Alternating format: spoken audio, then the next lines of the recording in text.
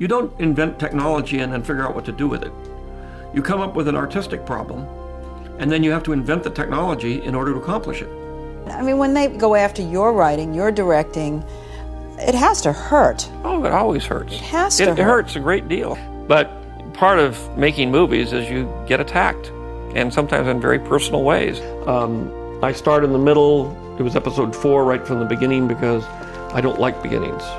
You know, I like to cut right into the middle of the action. That's kind of what we do on Indiana Jones. It's kind of what I do on American Graffiti. It's just, you know, I don't like to do the exposition part. I write to music. So when I'm writing a scene, I have the music there and I'm writing it to the music. And then in a lot of cases, we'll use that same music as a temp track. But if you want to say, I want to convey an emotion to another human being, that's something only human beings can do.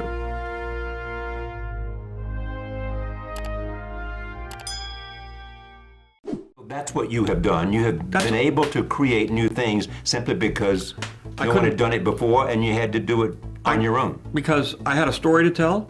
Yeah. There's a gap between what is possible and where my vision is, and I've had to fill that gap, which is what anybody does. You don't invent technology and then figure out what to do with it. You come up with an artistic problem, and then you have to invent the technology in order to accomplish it. So it's the opposite of what most people think it is, and any artist will tell you that. And art, on all levels, is just technology, which is why it's, you know, people say, well, monkeys can do paintings. Well, they can't really. They can do scribbling, they can do like what my 2-year-old does. But if you want to say, I want to convey an emotion to another human being, that's something only human beings can do. Animals can do it by roaring in your face or biting your hand off, and that usually has an effect. But to do it in a painting, to do it in a play or in a story, in poetry, or anything that's in the arts, you have to be a human being. Tell me about that first script. Now, did you try to tell the whole story in one script? Well, at that point, it wasn't the whole story. I wrote a script, and the script was very ambitious. It told a very large story. And when I finished it, I realized that it was way too big to make into a movie. So I took the first part of it, sort of the first act, and I said, I'll make the movie about this. And I had to expand on it and move it around, play with it a little bit. But I basically then focused on that as being the film. And I said, someday, if I ever get a chance, maybe I'll make these other things, the rest of it, the other 2/3 into a movie. But right now, that's just gonna have to go on the shelf and I'll leave it there. And so that's really how the first project came to pass. The other part of it is in order to write that first script, I had to write a backstory about where Darth Vader came from, how the kids evolved, you know, his wife, how Ben related to all that, how the Emperor came to power. And that ended up being the basis for the projects that I'm working on now. Are you happy with the way it all came out? Yeah, actually, I'm very happy. Yeah, I'm very pleased with the whole thing. How worried are you that the critics are not going to like this new movie? Oh, I'm not worried at all. They haven't liked any of them, really. And they especially haven't liked the last 2. So, well, exactly. Hey, you know, I mean, it can't get any worse. Yeah, but come on. I mean, when they go after your writing, your directing, it has to hurt. Oh, it always hurts. It has to hurt. It hurts a great deal. But part of making movies is you get attacked, and sometimes in very personal ways. Did you not say ever to yourself, well, maybe they had a point with this or with that? The point is, it's like if you paint your house white, and somebody comes along, well, that should be a greenhouse. Well, fine, but I wanted to paint it white. I don't think there's anything wrong with painting it white. I don't think there's anything wrong with me for painting it white. Maybe it should be a greenhouse. But I didn't want it to be a greenhouse. I wanted it to be a White House. That's George Lucas. He knows exactly what he wants in his movies. Hi, I'm Madeline. Hi. In Project Happiness, we are exploring the difference between short and long-term happiness. What do you think are the things which most contribute to long-term happiness? Well, my theory of short and long-term happiness is a broader definition, which has to do with pleasure and joy. Happiness is the result of a combination of pleasure and joy. Short-term happiness, which you could call pleasure, and then long-term happiness, which you can call joy. Short-term happiness, which is pleasure, is self-centered. It's all about getting something. It's all about getting pleasure. And so it's by its very nature short-termed. And it's by its very nature, it's additive, which means that if you do something once, say you buy a car, the first car you buy is fantastic. It's an amazing experience. You get this thing. The second time you buy a car, it's not so amazing. So you have to buy a bigger, fancier car in order to get the same experience as when you bought your first car. And it just keeps going down until you have, 6 yachts, 12 airplanes, and 50 cars. And even then, that experience with those will not equal the first experience you had. So trying to extend pleasure into a long-term relationship thing won't work. It just can't. Pleasure cannot, by its very nature, be long-term. It's short-term. And, it's a little spike that goes through your life and it makes things better, and there's nothing wrong with pleasure. Good meal, whatever. But joy is different. Joy, once you have joy, it lasts forever. It doesn't hit as high on the scale as pleasure does. Pleasure will go way up there, but only for a few minutes, or maybe for a few hours, or maybe for a few days. But joy goes on a lower scale, but it will last forever.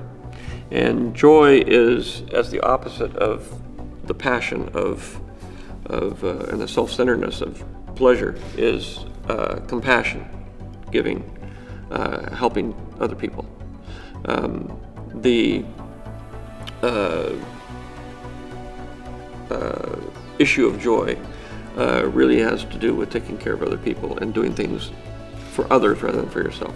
Whereas joy, it's all for yourself and not for others. And those two things combined make happiness, which is also a mental state, which you can either decide you're happy or you're not. So, but the biological reality is that you have these two components, pleasure and joy. I made the decision to sell the company with Star Wars. I made that decision because I looked at the future. I looked at the fact that I was going to have a baby. I looked at the fact that I was married. And I looked at the fact that I wanted to build a museum. And I looked at the fact that I wanted to make experimental films. So my life was going on a different track. I noticed the last few movies that I'd made were costing the company a lot of money. And I didn't think that was fair to the people that worked there or the company. And so I had made a decision to move ahead on the next Star Wars series, and we were starting to do that. So you were starting to make the next Star Wars. Yeah. You as director, filmmaker.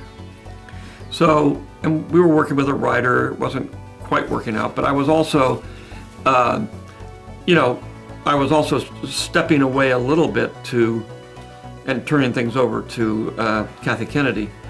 And so what happened was Disney said, or Bob Iger said, if you really want to sell your company, if you're thinking about selling it, because we were talking about retirement and what are you going to do after all this kind of stuff.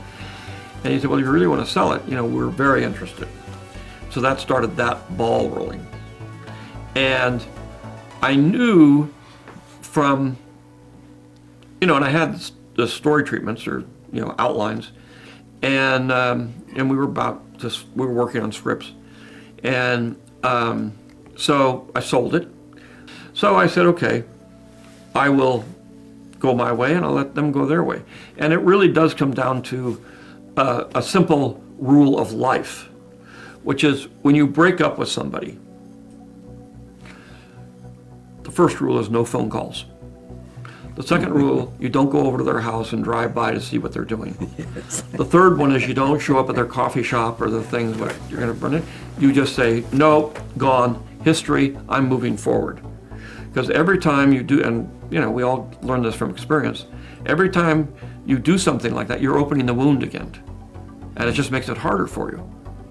You have to put it behind you, and it's a very, very, very hard thing to do. But you have to just cut it off and say, okay, end the ball game. I got to move on. And everything in your body says, don't, you can't. And these are my kids. So All those Star Wars films. all the Star Wars films. They were your kids. Yeah, well, they are right. You know, I loved them. I created them. I'm very intimately involved in them, and obviously to And sell you them sold off, them. I sold them to the white slavers that take these things and. Okay, but having said all that, and having talked to you for the last, and known you for a while, and admired you, I mean, it must hurt you. Well, no, It's your family. It's but the I- last story. but- It's but- your but- story. But in It's the end, you. But I It's- knew there's 3 more stories, and I knew that was going to probably take, you know, to do it right would take about 10 years. And I said, I'm 70. I don't know whether I'll be here when I'm 80. You know, every 10 years the odds get less. And so I said, and I'm not ready to do that because I want to do these other things. So I have to make the decision on my own that it's time for me to move on. Why did you start in the middle of the Star Wars story and then go back to the beginning? Well, originally Star Wars was one simple little movie based on a Saturday matinee serial. The idea was that you came in, you saw episode 4, you don't know what happened before, you don't know what happened after. The original script, it was one script. It started with Darth Vader coming in the front door. It ended with Darth Vader throwing the Emperor down the tube. I started in the middle. It was episode 4 right from the beginning because I don't like beginnings. You know, I like to cut right into the middle of the action. That's kind of what we do on Indiana Jones. It's kind of what I do on American Graffiti. It's just, you know, I don't like to do the exposition part. But if you start in episode 4, you still have to write the backstory, the exposition, in order to know where you're going. You do a little profile on each of the characters, who they are, where they came from, what their feelings are about things. And in this case, the sort of political atmosphere of the Republic and the Empire. How did the Republic become the Empire? And everybody's role in that. And that's really what was the backstory. When I finished Star Wars, I figured that was it. You know, once I finished Return of the Jedi. And I never really expected to go back and turn the backstory into a movie. I had known Steven Spielberg for a long time up to this point. And, you know, we were talking about the film real early on when I was writing the script. And I said, I want a classical score. I want the Korngold kind of feel about this thing. It's an old-fashioned kind of movie, and I want that grand soundtrack that you used to have on movies. And he said, the guy you got to talk to is John Williams. He did Jaws. I love him. He's the greatest composer ever lived. You got to talk to him. And so I did. And it was really Steven that introduced us and recommended him. And, I talked to him and said, okay. And he was interested. So he did it, and he's a dream to work with. He's a most wonderful collaborator. Didn't you at first want him to use existing classical music? Is that true? No. I had written it to certain pieces of music. I write to music. So when I'm writing a scene, I have the music there, and I'm writing it to the music. And then, in a lot of cases, we'll use that same music as a temp track. So there was temp tracks of classical music in the score. And with Johnny, you can say, look, I want something that feels exactly like this. You understand the emotion here and the emotion there and what's going on. He said, yeah. And then he will take that and he will come up with his own composition and his own themes, which are uniquely, Star Wars themes in this case. But he'll give it that same emotional thrust that was in the classical piece. He knows exactly what I'm talking about, and he's really conscientious in trying to get the director's vision on the screen. What's the best metaphor of the story you think it is, in terms of, you can interpret it in all sorts of political, social ways. What's the best metaphor for you? Well, it's ultimately a discussion about how fragile democracy is, and how democracies sometimes get turned over to tyrants with applause, and that we should always be vigilant as citizens to make sure that doesn't happen. The other one is to look inside ourselves and see what kind of a person are we. Are we a good person or an evil person? We all have both of those components in us, and we choose to be out of balance so to speak, and we can choose to be more evil than good. And if that happens, we should look at ourselves and say, I think I'm doing the right thing, but am I harming others? Am I doing this for selfish reasons? Am I only concerned about myself, or am I compassionate and caring about other people? Life is fluid. You're always given opportunities and choices.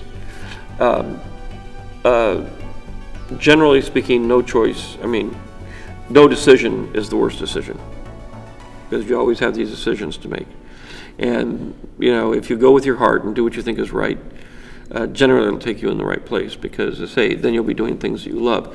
And even if you're doing something that is, you decide to be a gardener, and that's really what you want to do, and that's what gives you pleasure, then be a gardener. Even though your father and your friends may say, why aren't you a lawyer? Because you can be a lawyer. You got accepted to law school. Why you want to be a gardener? Say, well, I like this. You'll find that you'll be much happier, because, money can't buy you happiness. And that's been proven a million times. It can buy you pleasure, but it's not going to ever buy you happiness. And over time, you can't make enough money to buy you pleasure anymore, because you need so much to keep you going. So it's better to get in there with joy, because it doesn't cost you anything. Thank you. What kind of feedback did you get to that incredible climactic scene in Empire when we all learn who Darth Vader really is? I was nervous about it, but in the end, I didn't get much of a reaction out of it. I mean, people, were curious about whether it was true or not.